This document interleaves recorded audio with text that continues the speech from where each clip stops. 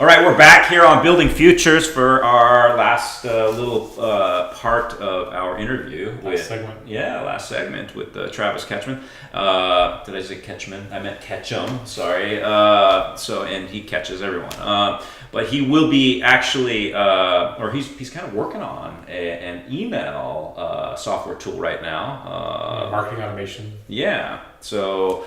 I don't know if you've heard of Marketo or HubSpot out there. I don't know if I should even say that. No. Is it okay? I would encourage everyone to look at their options. Okay. Because I'm pretty confident we're going to beat them.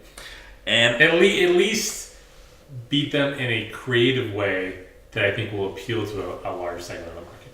Well, let me just say this real quick. And today's episode of Building Futures wasn't here to promote Travis Ketchum, or it wasn't here to tell you why contest domination is a great promotions tool, or even to hype up Wazoo, because I'm basically sold on Wazoo now. But in all honesty, I've known this gentleman of an entrepreneur for quite a number of years now, and I respect him highly, not just because he's been successful at his current attempt at running a business, but it's because what he says, he does.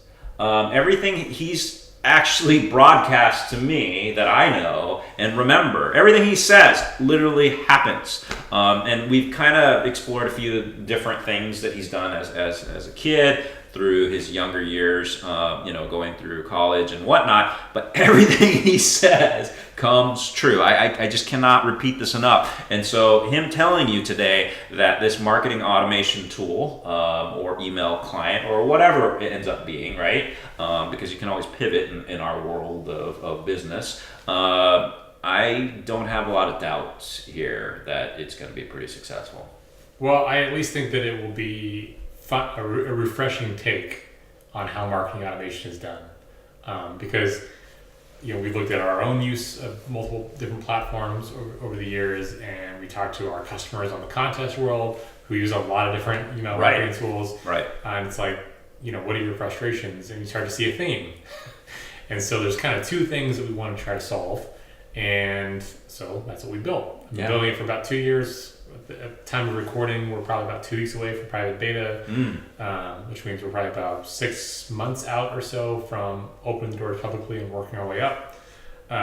Anyone who saw early versions of Contest Domination, how ugly that was compared to now, would have a little more faith than, because it's not hideous, but it's MVP, minimum viable product. Right. It's like, does it work? Great, let's move on. Sure. Well, an email client or an email tool is not easy to build. It's an order of magnitude more complex and more difficult than anything I've ever built. Right? Combined. Right? So, I don't know if you've all out there been using different email tools, but frankly, I would never take on something like this. I can imagine it's quite an enormous project. So. Well, because it's difficult is why we don't have anything that we love. Yeah. Currently, I really believe. Because what we found is when we surveyed people, we said, what are you using? What do you love about it? What do you hate about it? How likely are you to look at alternatives? Right. And the hate column was large. The likelihood to stay was very low. The likelihood to explore around was very high. And this was a lot of respondents too. So anyway. So let because we come from different spaces. I mean, we use email quite a bit, but I'm just saying, I come from the search engine marketing world. Right. You work in the promotions area. Direct response. Yeah. And yet, we use email every stinking day, if I can just say that. And I don't know what the statistics are out there, but it's quite high. I remember there used to be, it's been a little while, but the Pew Internet Reports, whatever they're called, said something where search and email were basically neck and neck, and social was coming up, and this was years ago. But I'm pretty sure email is still quite up there. Well, there's a lot of other facets of marketing, like chatbots and SMS, etc., that have a ton of utility, but you have to also understand what's the life cycle of a prospect and a customer.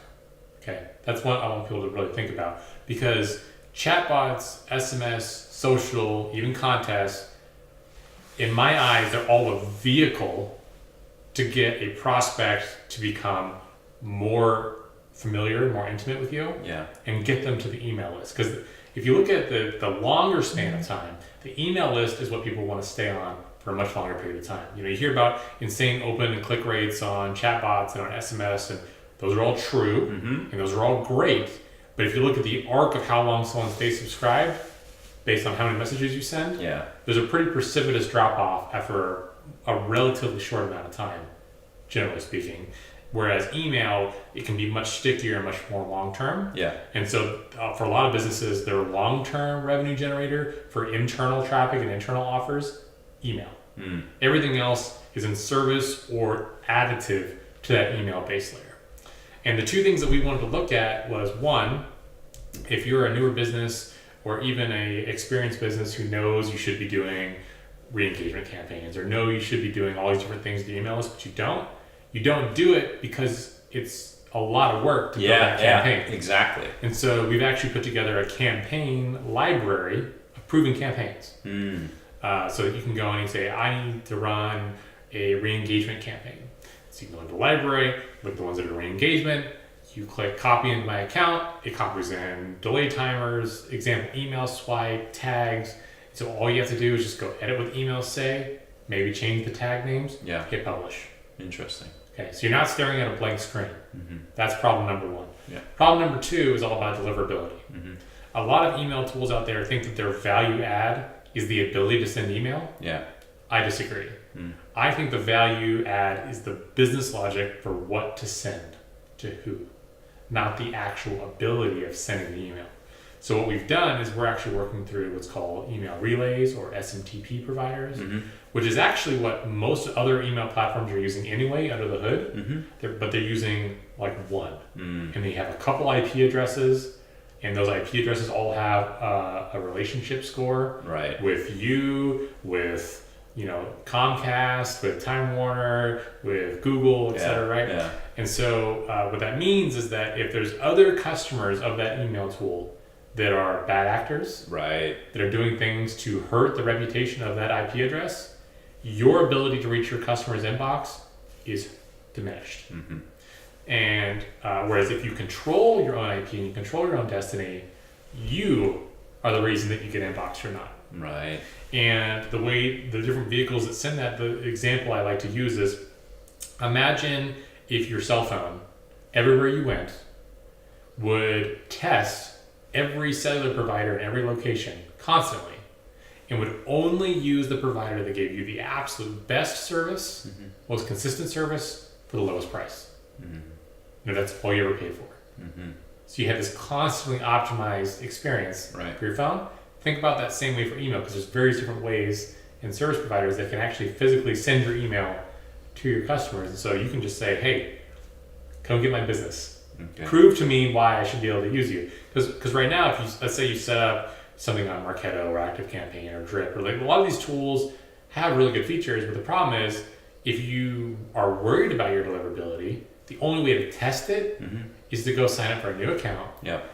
Rewrite all your emails, redo all of your delay timers, replace all of your opt-in forms, all of these things, and you still aren't guaranteed that you'll get better results. So if you're a big business, this could, this could be a difference of hundreds of thousands of dollars. If you're a small business, it might be hundreds of dollars. With our approach, it's 30 seconds and some API credentials.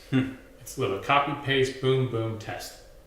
Because all of your business logic, all of your lead collection forms, all of your tags stay in place, but the way that the emails are sent gets tested differently. So that's kind of our unique spin.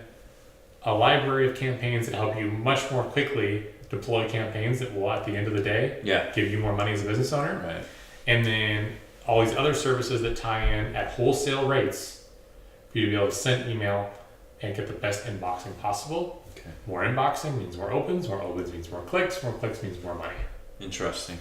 So this could literally improve businesses' bottom line 20, 30%, even higher by just using it, right? Yeah, I mean, you take your existing list, and if you were getting 15% open rates, and all of a sudden you're getting 30% open rates, that's 100% improvement in your revenue. Wow. Interesting. And it's quick and easy to test. That's the biggest thing, because right now it's just so cumbersome and cost prohibitive that most people don't do it because it's a big pain, a big expense. Right. But if you only have to make that move one more time, and you could, at the drop of a hat, constantly be retesting and letting people earn your business again, that's a whole different ball of wax. Of course. Now, so you said you're going to be launching in what, a couple weeks, probably? Closed beta in a couple weeks. Beta in a couple weeks. But if someone was interested, let's say they wanted to be a part of this, because I mean, this seems too cool to be true. I mean, so like, well 2 years of work, they better be cool. Very true. That is a good point. But so if they wanted to reach out to you, is there a way to get a hold of you? Should they just email you at contest nomination, or they can actually go to the site, which is campaignrefinery. .com. Okay. And they can sign up for the wait list there. Okay. And we'll be basically for the private beta, we're be pretty selective. I'm going to be hand interviewing each candidate to make sure they're a fit. For the paid beta. Because I want people that can really give me juicy feedback so that we can really quickly iterate and build things that people actually care about. Because the mistake that we made when Contest Domination moved to a hosted software instead of being WordPress is we had a free tier, and we got a lot of statements from the free users that would say, it would be cool if, was the way it was structured. And as soon as we started paying attention to people that had paid us any money, we realized that they said, my business would benefit from. And the features they asked for were very different. So we want to focus on my business would benefit from statements. Okay. And so because of that, we want people to, it's going to be a sweetheart deal. They're going to get lifetime access to the tool. Yeah. But I want them to have paid a little bit so they care. So what type of companies or what type of potential candidates are you looking for right now? Yeah. So basically, if you have an email list that you currently rely on to generate revenue, and preferably at least 10,000 subscribers on your current list. Okay. More is better, like 100,000 would be great. Okay. It's not a prereq for the list size, but 10,000 in my view is kind of the minimum amount that people tend to have where the revenue is meaningful. Sure. So that means they can, even the smallest business with 10,000 subscribers usually says, hey, that thing makes me money. I need to keep doing that. Sure. And so those are the kind of people that we want to give us feedback about basically not necessarily what to build, that's part of it, but helping us stack rank what we build next in that order. Got it. Because that was our big thing with Contest Domination is just decide. We had a pretty good picture about what we wanted to build, but I had the order of priority wrong. Sure. Until I started having paying customers saying, you know what, this number 5 on the list is actually most important to me. I'm like, hear that enough times, number 5 becomes number 1.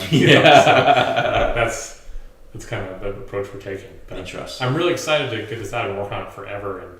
And we're able to leverage some of our experience from the contest world because we actually send a lot of email on the back end of that.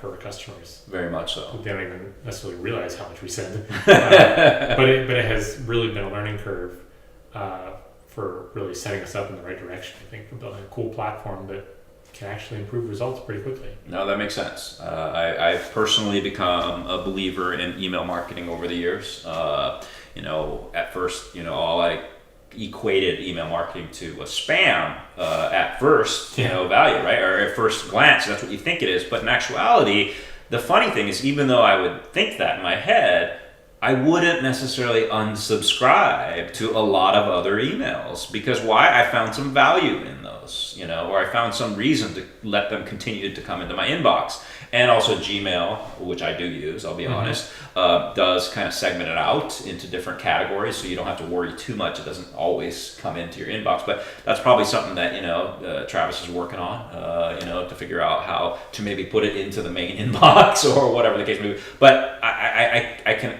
that feature's called priority send. Right, exactly. So I knew he was already on that. Yeah. Frankly, this is something pretty exciting to look out for. So. Definitely check it out, and any other last words on this new product that's coming out, or anything people should know? Well, we'll be releasing a lot more about it soon. Okay. But if people want to connect with me personally, I love Twitter. Do you like Twitter? I love Twitter. I do, yeah. I wish more people were on Twitter. Like, it's one of the last true, because I use a third-party client. Okay. It's one of the last true, like, most recent at the top feeds left. I love it. So if you want to connect with me on Twitter, at Travis Ketchum. You heard it. So check him out on Twitter. Look out for Campaign Refinery, and if you want a good promotional tool right now, Contest Nomination still is definitely humming along and doing very well. But look out also for, I think, I just learned today that, Travis has been on like 200 different podcasts. So now we're 201 or 201 as far as his media exposure. I actually did have an interview with Travis a number of years ago, which I really enjoyed. 2011. Yeah, he remembers. Good memory. See, this guy's too smart for his own good. Anyway, I really want to say thank you for joining us here on Building Futures and giving us a bit of your time here today. Thanks for the opportunity. Thanks for making it easy. Always our pleasure. All right, so check out more episodes of Building Futures here coming up. We'll have other great guests like Travis again. We are lucky to have him. All right, have a good one.